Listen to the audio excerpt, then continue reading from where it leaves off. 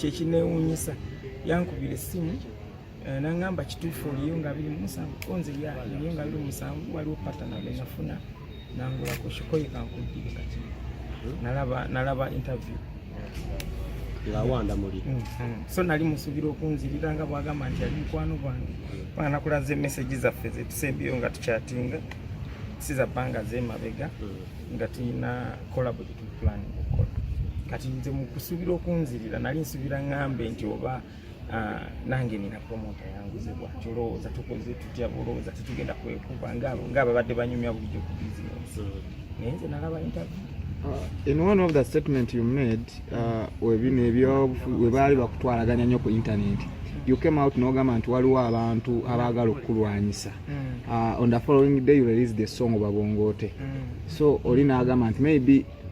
oluyimba walutera ddala nga ogezaako okugyayo statement nti waliwo abaagala okukuba abaagala okulwanyisa in music naye nga baagala biyisa mu politics. Simanyi gye byonna gye baagala oyita nze mbasabye bayiteyo kubanga nze neesiga Katonda nze tebalwana nange balwana na Katonda direct kubanga nze sitankula nkolo